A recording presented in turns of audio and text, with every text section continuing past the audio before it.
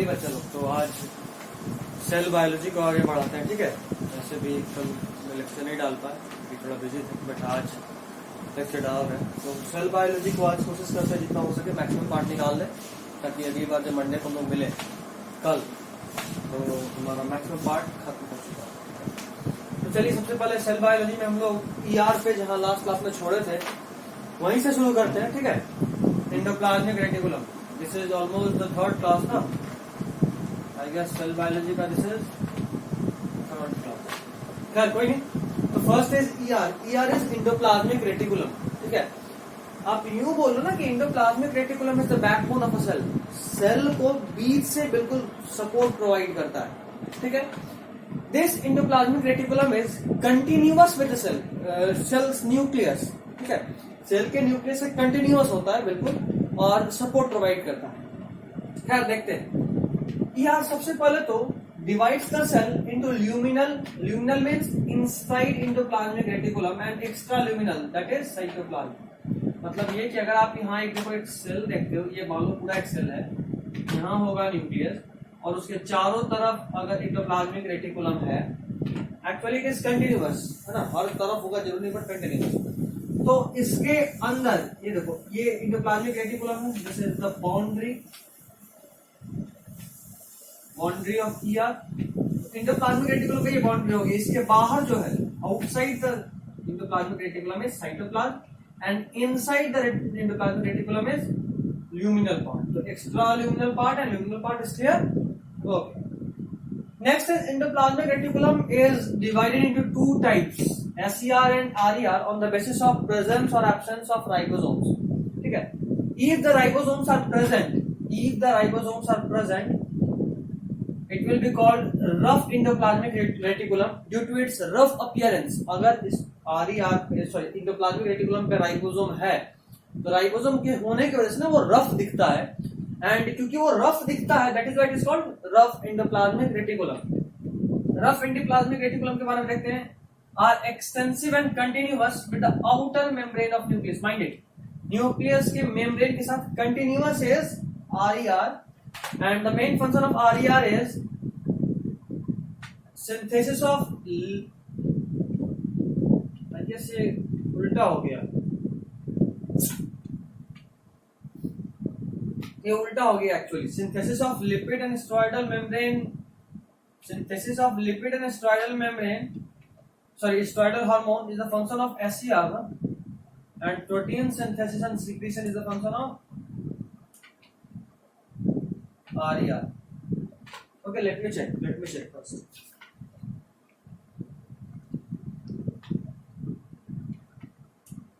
Yes, ये exchange हो गया, खैर कोई नहीं। This is for SER, this is for SER and this protein synthesis and secretion is for RER। ठीक है, आप ये चेंज कर दोगे, नोट करते हो। तो RER का फंक्शन है, चूंकि इसके पास राइबोसोम है ना, RER has ribosome and as the RER has ribosome its function is protein synthesis and the secretion. Okay, mind it, RER as it is continuous with the outer membrane of nucleus, it is also involved in the nuclear membrane synthesis. Okay, RER is also involved in nuclear membrane synthesis. Next comes the SER. SER, as the name suggests, smooth endoplasmic reticulum. It is smooth means it has absence of ribosome, that is without ribosome, and क्योंकि यहाँ ribosome नहीं होता, they do not form proteins. This is for RER. They form lipid and steroidal hormone. Steroidal hormone क्या होता है, आप human physiology के आखिरी चैप्टर में पढ़ेंगे। ठीक है, steroidal hormone क्या, प्रोटीन हार्मोन क्या, आप लोग वहां जाएंगे। तो lipid and steroidal hormone is mainly, you can say only found in animals. वो only नहीं बोलो, mainly बोलो, mainly found in animals. अच्छा, RER has one more function, detoxification of drugs. ठीक है, ड्रग्स जो भी हम अपने बॉडी में लेते हैं वो एक से आप कह सकते हो टॉक्सिक भी होता है, उसका कुछ साइड इफेक्ट भी होता है। तो the toxic nature of drug is stabilized, so you may say is cut off by this SER। हमारे बॉडी में भी एक क्वेश्चन बनता है कि हमारे बॉडी में डिटॉक्सिफिकेशन कहाँ होता है, तो यू विल हैव टू से लिवर। ठीक है ना, हमारे बॉडी में लीवर भी डिटॉक्सिफिकेशन करता है और हमारे सेल में एसईआर डिटॉक्सिफिकेशन करता है। Okay, next comes the Golgi apparatus। Golgi apparatus NCERT page number 133, diagram देख लो। एनसीईआरटी पेज 133 डायग्राम देख लो। बुक खोले हो तो ठीक है, तो पॉज करो, बुक खोलो और फिर पहले देख लो। डायग्राम देखने के बाद एक बात दिमाग में रख लो, अच्छा ये डायग्राम देख लिया, उसके बाद आप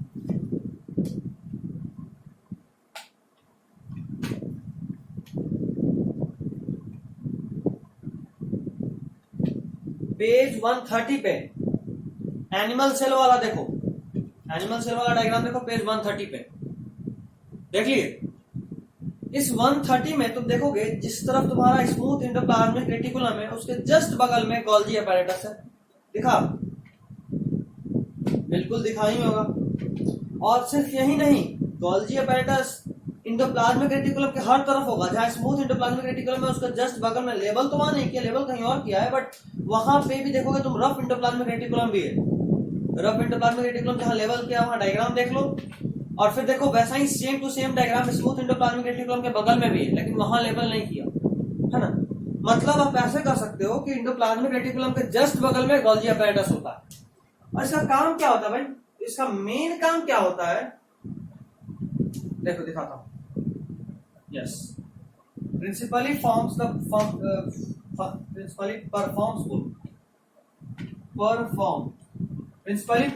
the function of packaging. Endoplasmic reticulum जो भी लिपिड बनाया या प्रोटीन बनाया उसको ये पैक करता है, या यूं बोलो फिनिशिंग करता है। कोई चीज हम बना दिए बट उसको फाइनली सजा वजा कर अच्छे से फाइनल फिनिश्ड प्रोडक्ट जो देता है वो देता है गोल्जी apparatus।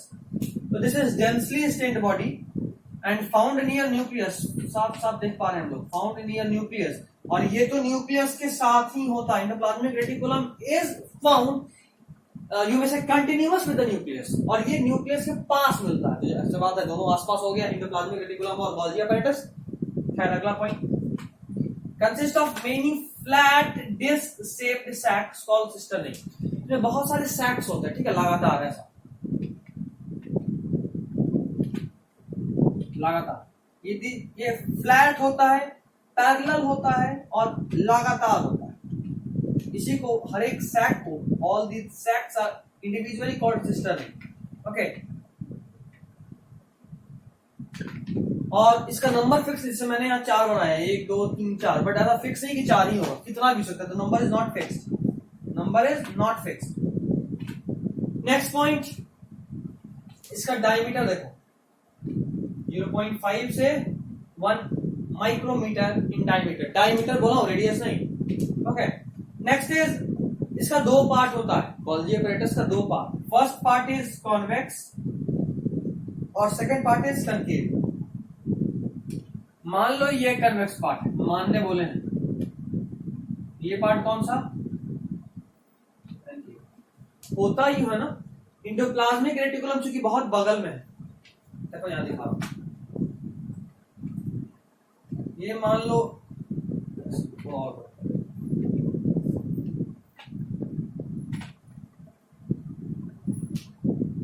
ये मान लो पूरा एक सेल, ठीक है। इस सेल में आप यहां देखोगे ये न्यूक्लियस हो गया, this is the nucleus.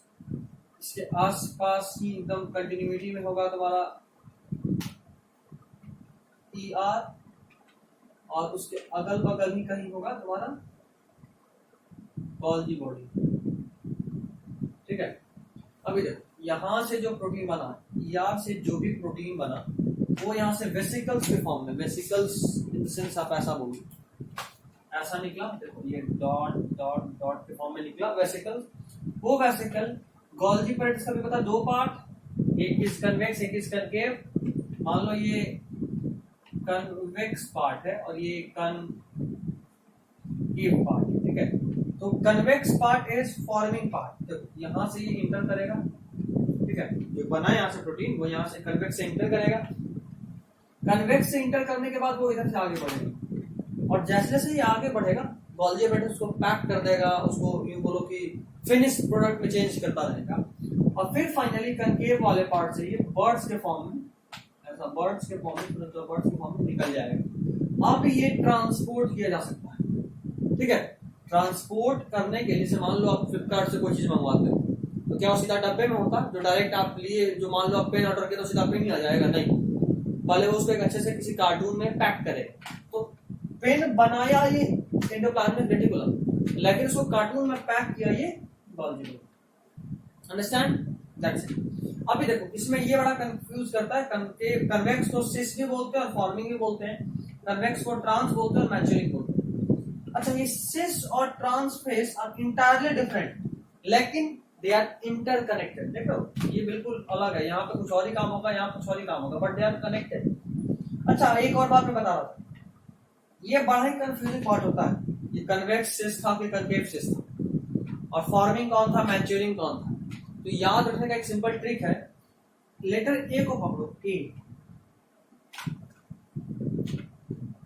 Concave में भी ये आता है, ट्रांस में भी ये आता है और मैच्योरिंग में भी ये आता है। बाकी ऊपर वाले में कन्वेक्स, सिस और फॉर्मिंग में कहीं पे भी ए नहीं आता, यहाँ तीनों में ए, ठीक है। तो this is A1 trick to remember this, ठीक है, concave, trans and maturing, a in both.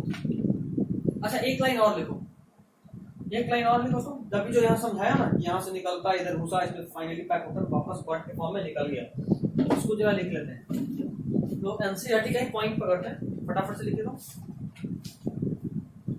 Materials to be packed in the form of vesicles, materials to be packed in the form of vesicles, materials to be packed in the form of vesicles, VESCILS, the form of vesicles from the endoplasmic reticulum, fuse with cis face of the Golgi body। देखो इस वाले face से, forming face, fuse with the cis face, cis is convex, देखो यहाँ से fuse किया था, fuse with cis face of the Golgi body and move towards the maturing phase,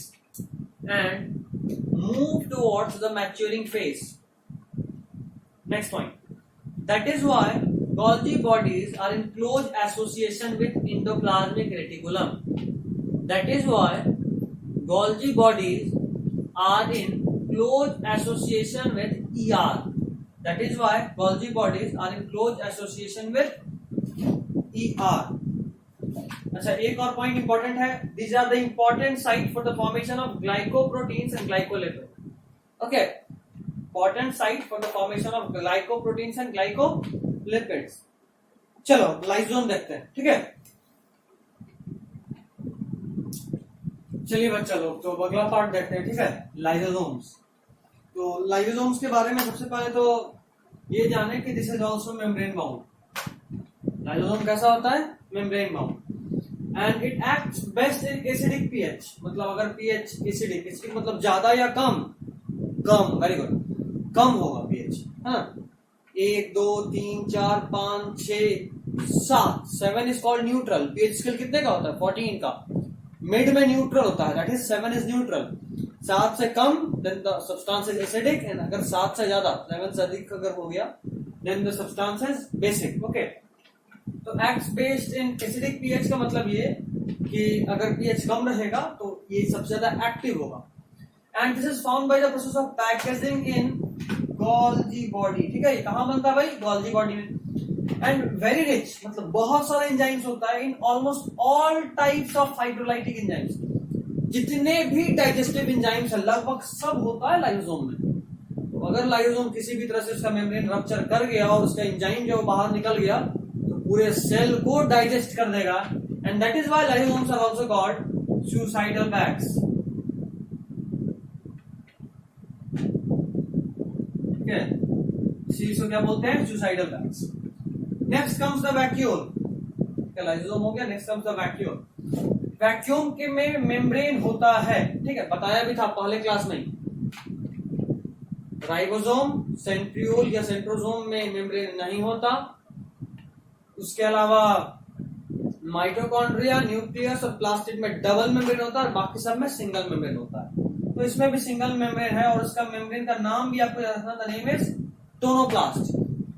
अच्छा, वैक्यूल प्लांट सेल में ज्यादा बड़ा होता है, एनिमल में छोटा होता है, ये तो आप जानते हैं, बट ये भी याद रखिएगा कि in plant it can occupy almost up to 90% of the total volume of the cell.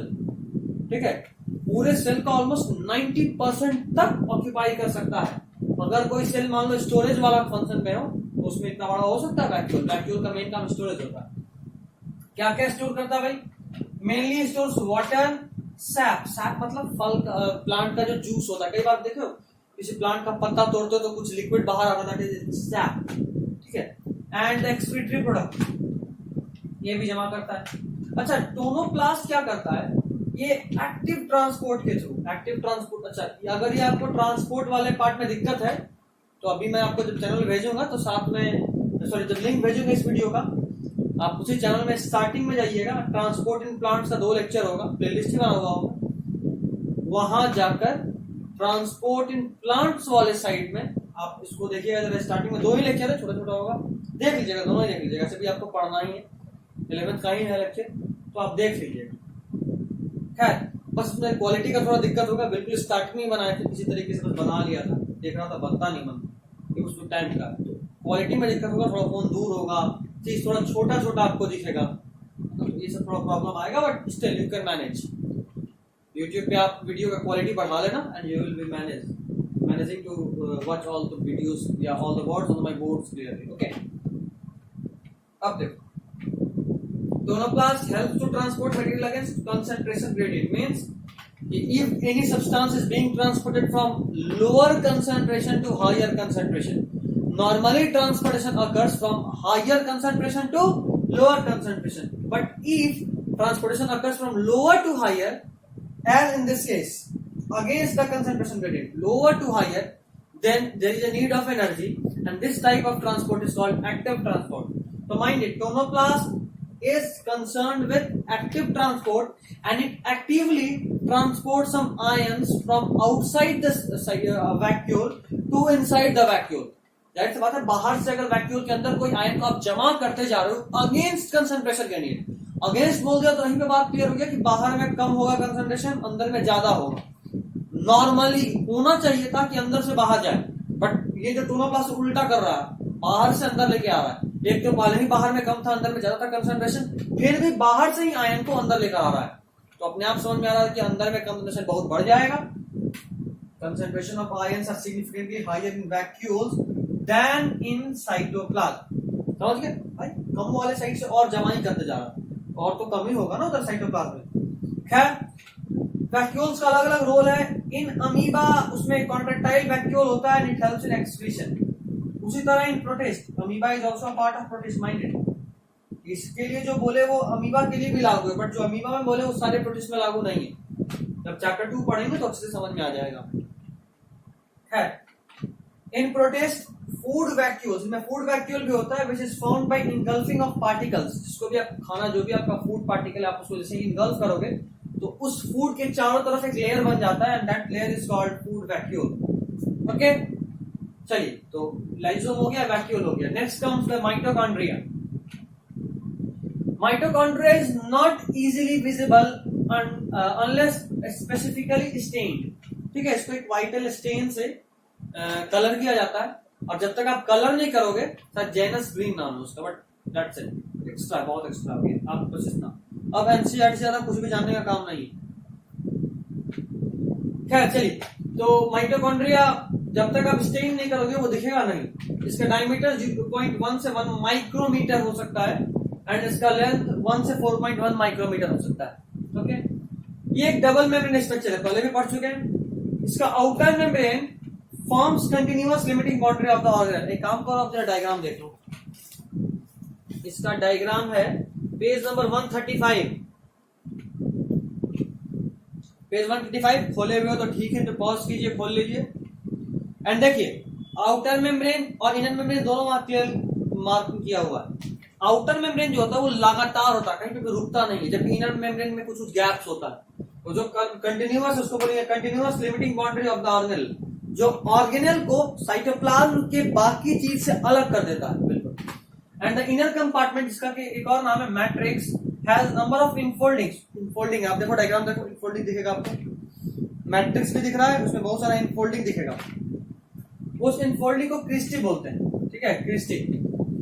Christie को प्लूरल में क्रिस्टा बोलते हैं, सॉरी क्रिस्टी को सिंगुलर में क्रिस्टा बोलते हैं, और वो भी डायग्राम में देखो मेंशन किया हुआ है, दिख रहा? इसका काम क्या है? तो cristae is analogous to villi of our intestine. Villi आप जानते हो, 10th में भी पढ़े, 8th में भी पढ़े, 7th में भी पढ़े होगे, ये डाइजेस्टिव सिस्टम में इंटेस्टाइन में विलाई होता है, फिंगर लाइक प्रोजेक्शंस, जो कि सरफेस एरिया बढ़ाता है। तो यहाँ भी क्रिस्टी का यही काम है, सरफेस एरिया को बढ़ाना। मैट्रिक्स में 4 चीज होता है, देखो, single circular DNA semi autonomous होता है, ये आप पहले से जानते हो। Plastid and mitochondria are semi autonomous. क्यों सेमी ऑटोनोमस होता है उसका रीजन बता रहा हूं। इसके पास अपना डीएनए है, तो खुद जाहिर सी बात है अपना अकेला डिवाइड कर सकता है, मल्टीप्लाई कर सकता है, देखो दिखेगा भी। माइटोकॉन्ड्रिया का डिवीजन कैसे होता है? बाइनरी फ्यूजन से। फ्यूजन से डिवाइड करता है, सेल की तरह नहीं करता, अपना फ्यूजन से अपना अलग हो गया। ये इसका अपना अलग ही मैकेनिज्म है, ऑलमोस्ट इंडिपेंडेंट है ये। Semi autonomous means almost independent. इसको हर चीज के लिए न्यूक्लियस से नहीं पूछना, या हर चीज के लिए किसी और पे डिपेंडेंट नहीं होना, इसके अंदर ही लगभग सब कुछ, लगभग, पूरा नहीं। तो सिंगल सर्कुलर डीएनए होता है इसके पास, तो डीएनए हो गया। आरएनए भी होता है, ताकि मैसेज को इधर से उधर पहुंचा सके, बताया भी था, RNA is the photocopy of DNA, you may say the messenger of the DNA. इसमें राइबोसोम भी होता है, 70S टाइप माइंडेड। सिर्फ साइटोप्लाज्म में जो फ्री राइबोसोम होता है ना, वो 80S टाइप होता है। उसके अलावा और जो भी राइबोसोम है वो सब कैसा होता है? 70S। तो माइटोकॉन्ड्रिया में राइबोसोम कैसा? 70S। उसी तरह प्लास्टिड में भी राइबोसोम होगा, वो भी 70S होगा। तो 70S टाइप, 70S किससे बना था बताया था? 30S और 50S से। S क्या होता है? सेडिमेंटेशन कोएफिशिएंट, आगे देखेंगे, जस्ट देखेंगे। उसके अलावा राइबोसोम तो है, और राइबोसोम को प्रोटीन बनाने के लिए कंपार्टमेंट भी है इसमें, मतलब ये सब कुछ कर सकता है, प्रोटीन बना सकता है, डिवाइड कर सकता है, इसके पास अपना आरएनए है। अब और क्या चाहिए? किसी भी चीज को जिंदा रखने के लिए इतना काफी है। बैक्टीरिया या जो भी बोलो प्रोकैरियोट, उनमें मोस्ट में यही होता है, बहुत कम ही होते हैं जो कॉम्प्लेक्स होते हैं। खैर, अच्छा, इसमें जो है ना एरोबिक रिस्पायरेशन का साइट होता है। एरोबिक रिस्पायरेशन मीन्स आप जो फूड एनर्जी लिए, कार्बोहाइड्रेट, प्रोटीन या फैट, जो भी, ऑक्सीजन के प्रेजेंस में उसको ब्रेक करना। याद रखो, ऑक्सीजन के प्रेजेंस में, यूं ही ब्रेक करने के लिए ये नहीं चाहिए, ऑक्सीजन के प्रेजेंस में अगर आपको ब्रेक करना है, देन यू नीड माइटोकॉन्ड्रिया, और उससे एटीपी निकलता है। ठीक है, एटीपी इज एनर्जी करेंसी।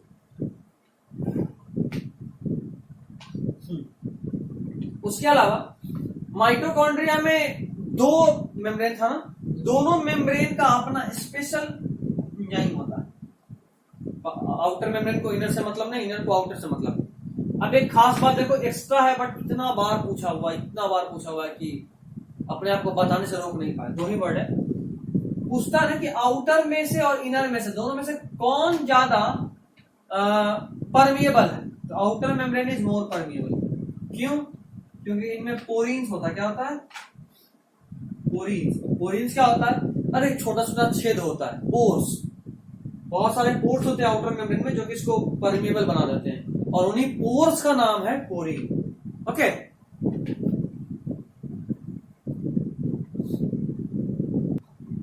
चलिए इस लेक्चर में इतना ही रखते हैं। ठीक है, अगले लेक्चर में हम लोग प्लास्टिड देखेंगे, या अगले लेक्चर के आप सीधा क्लास में देखते हैं, टाइम मिला तो एक और लेक्चर बना सकते हैं, तो सीधा क्लास में मिलेंगे। ठीक है, चलिए।